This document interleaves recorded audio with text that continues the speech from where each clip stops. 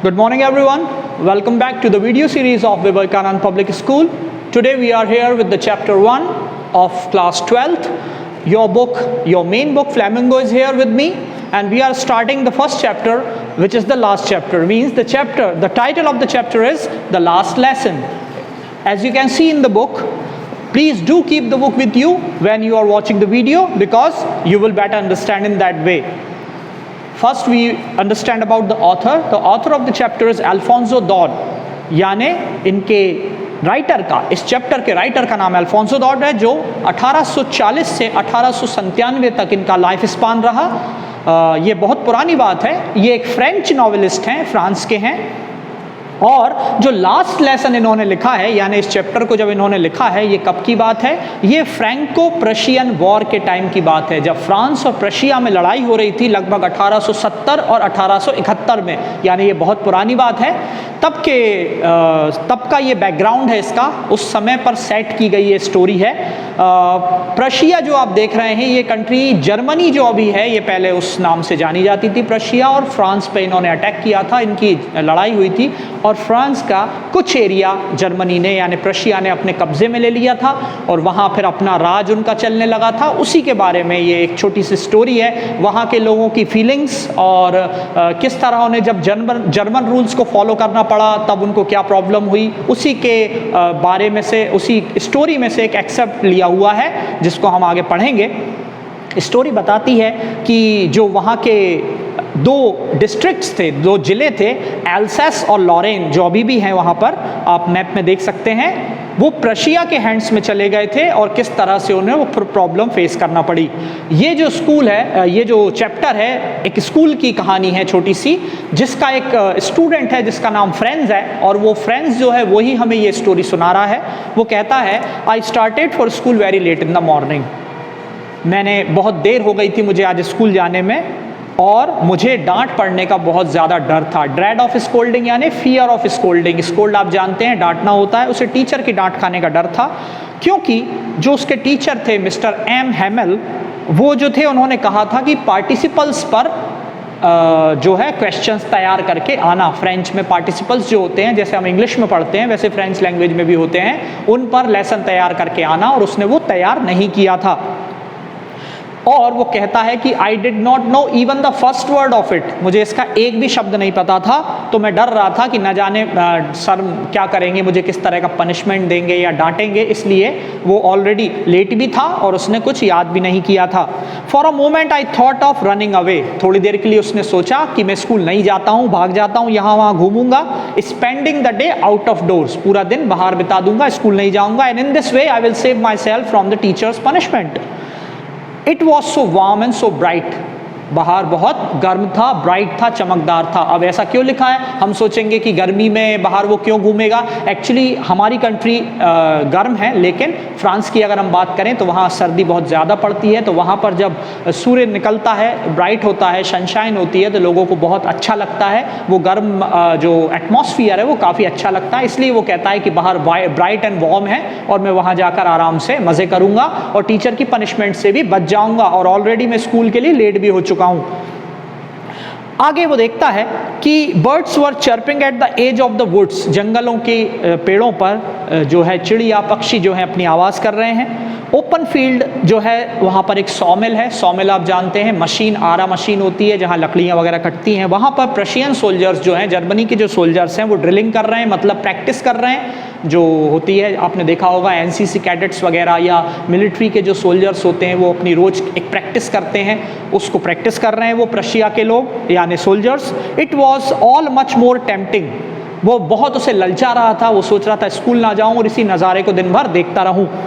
Then the rule of participles के rule याद करने से अच्छा है बाहर अपना दिन बिताऊं और ये सब चीज़ों का मैं आनंद लूं, ऐसा वो सोच रहा था। But I had the strength to resist. मगर मेरे अंदर वो हिम्मत थी कि मैं इस लालच को छोड़कर स्कूल जा सकता था। तो मैंने क्या किया? Hurried off to school. मैं तुरंत भागकर स्कूल गया। जब मैंने टाउन हॉल पास किया, टाउन हॉल क्या है, एक सरकारी बिल्डिंग है जो जर्मनी के लोगों ने शायद वहाँ बनाई होगी। वो कहता है कि मैंने जब टाउन हॉल की बिल्डिंग पास की तो वहाँ पर एक बुलेटिन बोर्ड लगा हुआ था जिस पर सूचनाएं लिखी जाती थी, और वो कहता है कि सारी सूचनाएं जितनी बुरी मिली हमें, जितने ऑर्डर्स आए जर्मन की साइड से या कुछ भी, वो सब हमें बुरी खबरें इसी बोर्ड से हमेशा मिली है। मतलब जब भी कुछ बुरा होता है जर्मन हम पर कोई अपना रूल थोप देते हैं तो वो इसी पर लिखा होता है। उसने देखा कि वहाँ भीड़ जमा हुई है, मतलब उस बुलेटिन बोर्ड को सब पढ़ रहे हैं, उसके पास समय नहीं था इसलिए वो बिना पढ़े आगे निकल गया और यही सोचता रहा कि उस बुलेटिन बोर्ड पे पता नहीं क्या लिखा होगा। ये टाउन हॉल की बिल्डिंग पर लगा हुआ था जो एक सरकारी बिल्डिंग थी। वहां से वो चला गया और सोचता रहा what can be the matter. आगे वो कहता है I hurried by as fast as I could go, मैं बहुत जल्दी, जितनी जल्दी जा सकता था गया। मैंने देखा कि वहाँ ब्लैक स्मिथ, एक जो लोहार होता है जिसका नाम वॉचर था, वो वहाँ पर था उसके अप्रेंटिस के साथ। अप्रेंटिस मतलब उसके अंडर जो लोग सीखते हैं, जिसको हम इंग्लिश में अप्रेंटिसशिप कहते हैं। जब हम किसी पढ़ाई को करने के बाद उसको प्रैक्टिकली किसी एक्सपर्ट के अंडर सीखते हैं, जिसको अप्रेंटिसशिप बोलते हैं, कुछ फील्ड्स में उसको इंटर्नशिप बोलते हैं। तो वो अपने लोहार जो था अपने साथ अपने और सीखने वालों को भी साथ में रखे हुए था, वो भी वहाँ बुलेटिन पढ़ रहा था। उसने कहा डोंट गो सो फास्ट, इतनी जल्दी स्कूल के लिए मत भागो। You will get to your school in plenty of time, तुम आराम से स्कूल पहुँच जाओगे। क्योंकि वो बुलेटिन बोर्ड को पढ़े बिना ही आगे जा रहा था, क्योंकि उसे जल्दी स्कूल पहुंचना था। तो वो ब्लैक स्मिथ जो है बोलता है कि जल्दी भागो मत, और उसके अप्रेंटिस भी बोलते हैं तुम स्कूल टाइम पे पहुंच जाओगे। मैंने सोचा ये मेरा मजाक उड़ा रहे हैं, इसलिए मैं जल्दी से एम हैमिल के लिटिल गार्डन में पहुंच गया और बहुत तेज मेरी सांस चल रही थी क्योंकि मैं भागता हुआ हाँफता हुआ गया। एम हैमिल का गार्डन क्या है? एम हैमिल उनके टीचर हैं, वो जिस स्कूल में पढ़ाते हैं, क्लासरूम के बाहर उन्होंने एक छोटा सा लिटिल सुंदर गार्डन बना के रखा हुआ है, वहां तक वो पहुंच गया। आगे वो कहता है स्कूल शुरू हुआ और बहुत ज़्यादा स्कूल शुरू होने पर बहुत शोर शराबा होता था, बच्चे डेस्क जमा रहे हैं और भाग रहे हैं, क्लास में अंदर जा रहे हैं, चीख चिल्ला रहे हैं, तो बहुत शोर होता था। और बाहर जो गैलरी थी, गली थी, वहाँ तक भी वो शोर सुनाई देता था। पर वो कहता है कि आज कुछ अजीब ही था। It was so still and काम, बहुत ही शांत था, रोज जैसा स्कूल नहीं लग रहा था। और ऐसा सिर्फ कब होता था? संडे मॉर्निंग को। इतनी शांति यहाँ पर सिर्फ संडे मॉर्निंग को रहती थी। तो वो बड़ा सरप्राइज्ड था कि आज संडे मॉर्निंग की तरह इतनी शांति यहाँ पर क्यों है। वो विंडो में से देखता है कि उसके क्लासमेट्स उसे दिख जाते हैं जो अपनी अपनी जगहों पर बैठे हैं। एम हैमिल जो उसके टीचर है वो क्लास में बच्चों के बीच घूम रहे हैं। उसे लगता है शायद वो पार्टिसिपल्स पर अपना क्वेश्चंस पूछ रहे हैं जो उन्होंने तैयार करने को दिए थे। और उनका जो रूलर है हाथ में, स्केल है जिसको वो बच्चों को डराने के लिए यूज़ करते हैं, उसे भी वो हाथ में लेके घूम रहे हैं। I had to open that door, go in before everybody. वो भाग जाता है और जल्दी से अंदर क्लास में जाता है। इवन वो ये कहता है कि हमेशा के शोर शराबे में चुपचाप से अंदर पहुंच जाता था और किसी को पता नहीं चलता था। पर आज इतनी शांति थी कि मुझे लगा मैं अगर अंदर क्लास में अब लेट एंट्री करूंगा तो टीचर को पता चल जाएगा और शायद मुझे डांट पड़ेगी, पर ऐसा नहीं होता है। आगे कहता है वो कि एम हैमिल ने जैसे ही मुझे क्लास में एंटर करते देखा, कहा go to your place quickly, जल्दी अपनी जाकर जगह पर बैठ जाओ। आज वो सरप्राइज था कि टीचर ने उसे डांटा नहीं। उसने उसका नाम लिया और कहा little friends go to your place quickly. आगे वो कहता है we were beginning without you, teacher कहता है कि हम तुम्हारे बिना ही शुरू करने वाले थे, अच्छा हुआ कि तुम टाइम पर आ गए। आई jumped over the bench and sat down at my desk, मैं तुरंत कूदकर जल्दी से अपनी सीट पर बैठ गया। हालांकि मैं थोड़ा डरा हुआ था क्योंकि मुझे पार्टिसिपल्स के कुछ भी क्वेश्चंस मैंने याद नहीं किए थे, पर मैं इस चीज़ को देखकर सरप्राइज था कि टीचर ने अपना न्यू ग्रीन कोट पहना हुआ था जिसमें फ्रिल्ड कॉलर की, फ्रिल्ड यानी झालर जो होती है जिसको हम कपड़ों में लगाते हैं उसको सजाने या सुंदर बनाने के लिए, वो वाला शर्ट पहना था और लिटिल ब्लैक सिल्क हैट पहनी हुई थी। आप ये पिक्चर भी देख सकते हैं, बुक में बनी हुई है।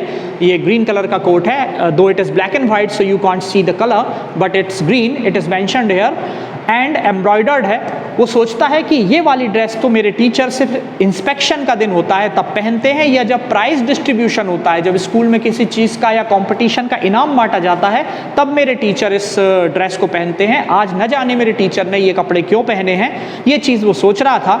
एंड वो देख रहा था कि on the back benches that were always empty, class के पीछे की जो सीट्स हमेशा खाली रहती थी, आज उस पर गांव के लोग बैठे हुए हैं। वो देखता है एक ओल्ड हॉसर बताया नहीं गया कौन है, शायद उसी गांव का एक पुराना व्यक्ति है, बैठा हुआ है। फॉर्मर मेयर बैठा हुआ है, कुछ किसान, पोस्टमास्टर और कुछ और लोग वहां बैठे हुए हैं। मतलब जो बेंच हमेशा खाली रहा करती थी, आज वहां गांव के लोग हैं। इस चीज को देखकर भी वो बहुत चौंक जाता है, सरप्राइज होता है।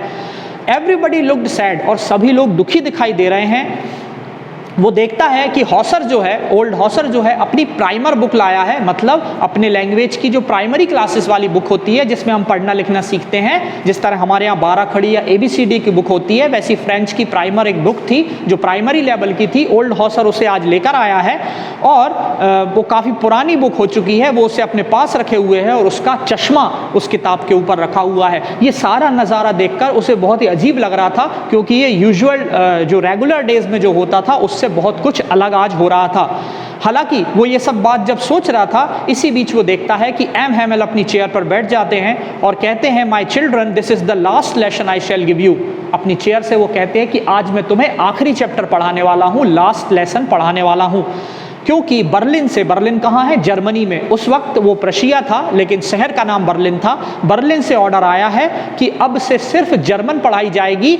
एल्सेस एंड लॉरेन जो जिले हैं, इन दोनों में अब से सिर्फ जर्मन पढ़ाई जाएगी, फ्रेंच नहीं पढ़ाई जाएगी, ऐसा ऑर्डर आया है। इसलिए आज तुम्हारा लास्ट फ्रेंच लेसन है और इसके बाद हम फ्रेंच लैंग्वेज नहीं पढ़ेंगे, मैं भी यहाँ से चला जाऊँगा। मतलब वो वहाँ से जाने वाले हैं। वो कहता है, what a thunder clap these words were to me. ये एक बिजली की तरह मेरे ऊपर गिरे। भले ही मुझे पार्टिसिपल्स नहीं पढ़ना था, मुझे टीचर से डर भी लगता था, स्कूल भी पसंद नहीं था, पर जब मुझे ये ख्याल आया कि ये सब कुछ बंद हो जाएगा, टीचर चले जाएंगे और हमारी फ्रेंच लैंग्वेज की क्लास नहीं लगेगी, इस चीज़ से मुझे बहुत हर्ट हुआ, एकदम से धक्का लगा और मैं इस बात को सहन नहीं कर पाया। वो कहता है, my last French lesson why. क्यों मुझे आज फ्रेंच लेसन आखिरी बार पढ़ाया जा रहा है? हमारी क्या गलती है? हमने जर्मन्स का क्या बिगाड़ा है? इस तरह से उसके दिमाग में ख्याल आता है। वो कहता है कि I should never learn any more, I must stop there, how sorry I was for not learning my lessons. आज मुझे लगा कि आज ज़बरदस्ती मुझे रोक दिया गया है पढ़ने से और आज मैं आखिरी बार पढ़ रहा हूँ। तो वो सोचता है कि क्यों मैंने पहले बराबर टाइम पर अपने लेसन्स को नहीं पढ़ा और क्यों मैं अपना टाइम बर्ड्स के एग्स को कलेक्ट करने में, बाहर घूमने में लगाता रहा और सार में तैरता रहा। यहाँ सार क्या है? सार वहाँ बहने वाली एक नदी का नाम है। वो वहाँ तैरने चला जाया करता था और कई बार स्कूल को बंक भी कर देता था। तो वो सोचता है, क्यों मैंने अपना समय बर्बाद किया? मुझे अगर पता होता कि हाँ, जर्मन की साइड से ऐसा ऑर्डर आ जाएगा कि हमें फ्रेंच अब नहीं पढ़ाई जाएगी और जर्मन पढ़ाई जाएगी, तो मैं शायद बराबर अपने लेसन्स को रोज़ रेगुलरली पढ़ता और फ्रेंच लैंग्वेज को स्ट्रॉन्ग करता। वो कहता है, ये चीज़ मुझसे बिल्कुल भी एक्सेप्ट नहीं हो पा रही थी, मैं उसको डाइजेस्ट नहीं कर पा रहा था। और इस झटके ने, इस दुख ने मुझे सारा टीचर के रूलर का डर या पार्टिसिपल्स को याद ना करने का डर, सब डर मेरे दिमाग से चला गया और अब मेरे दिल में सिर्फ एक ही डर था कि कल से ये सब कुछ बंद हो जाएगा। और अब मैं समझा कि मिस्टर एम हैमल क्यों अपनी वो ड्रेस पहन कर आए थे जो वो हमेशा स्पेशल ओकेजन्स पर पहनते थे, क्योंकि आज भी उनके लिए एक स्पेशल ओकेजन थी, क्योंकि वो पिछले 40 सालों से ये लैंग्वेज यहाँ पर पढ़ा रहे थे और वो शायद हमसे ज़्यादा दुखी थे। इसके बाद एम हैमल उन्हें क्या पढ़ाते हैं, स्टूडेंट्स का क्या होता है, इसके बारे में हम इसके पार्ट 2 में देखेंगे। Wait for the part 2। Till then, thank you very much.